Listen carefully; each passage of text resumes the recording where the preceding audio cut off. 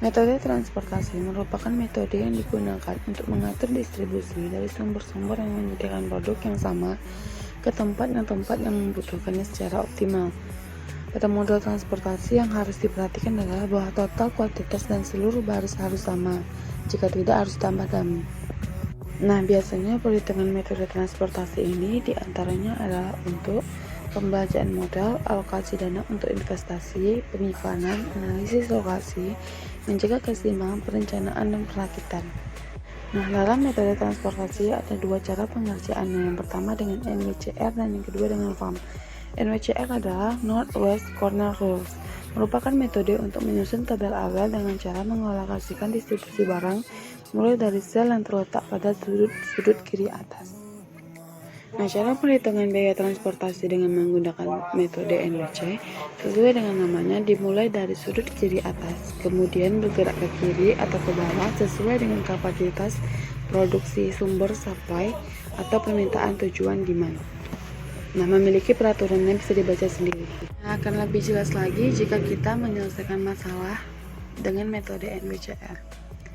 Suatu perusahaan kayu mempunyai 4 pabrik di tempat-tempat yang berbeda, yaitu pabrik X, W, Y, dan Z, dengan kapasitas masing-masingnya adalah 3.000, 2.000, 2.500, dan 1.500.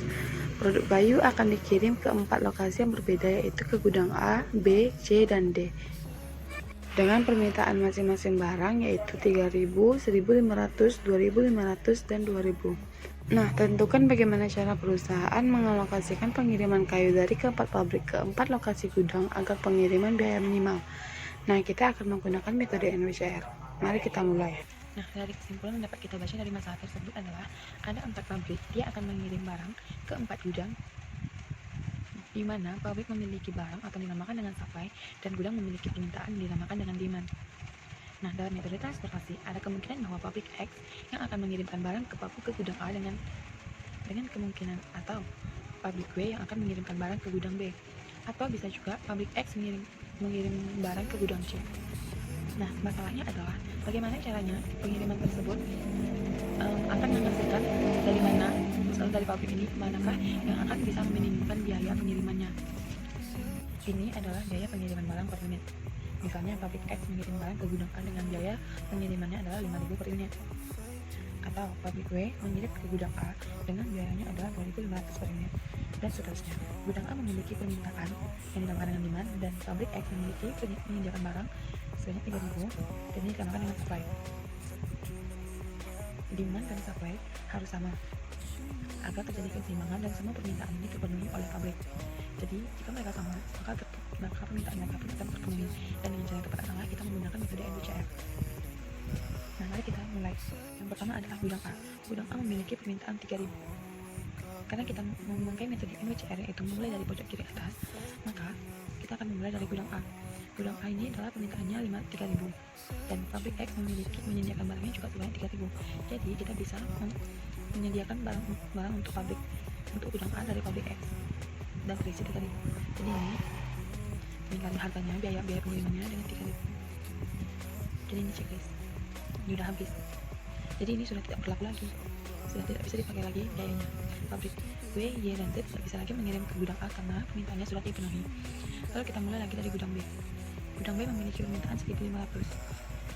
Pabrik X sudah tidak bisa mengirim barang ke gudang B karena sudah habis. Jadi kita mulai dari gudang W. Gudang W memiliki barang 2.000 dan permintaan gudang B 1.500. Jadi kita bisa membaginya di sini. 1.500 dan ini tersisa 500.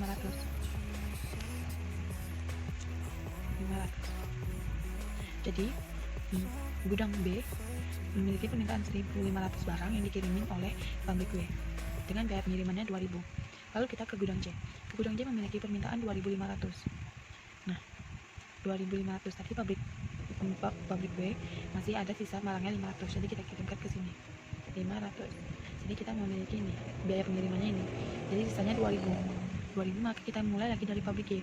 Pabrik Y masih ada 2.500 lagi. Ini sudah habis, ini sudah terjadi, ini sudah tidak bisa lagi dipakai. Nah, pabrik C ada menyediakan barang 2.500 dan gudang C telah terpenuhi barangnya 500. Jadi di sini sisa 2.000.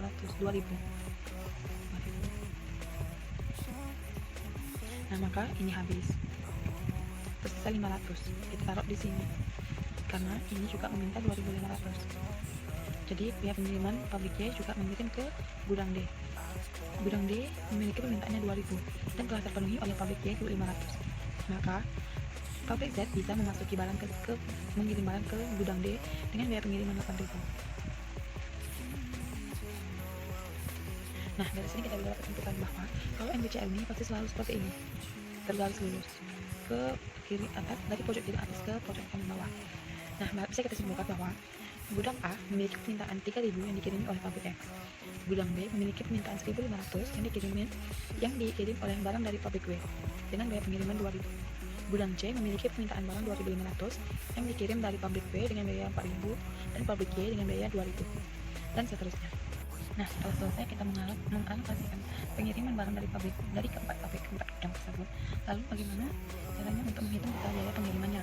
Nah, terlebih dahulu kita akan membuat tabel dari alokasikan barang yang telah kita dapatkan tadi dari metode NBCR seperti ini.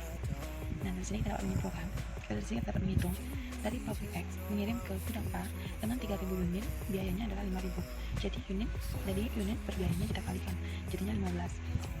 Dari pabrik W ke gudang B mengirim barang sebanyak 1.500 dengan biayanya 2.000, jadi 3 juta.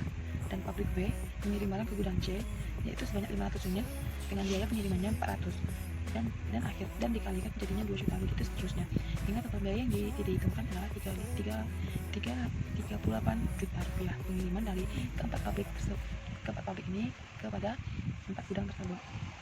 Baik, sekian penjelasan yang dapat saya sampaikan. Mohon maaf banyak kekurangan atas penjelasan saya. Wabillahi taufiq wal hidayah. Assalamualaikum warahmatullahi wabarakatuh.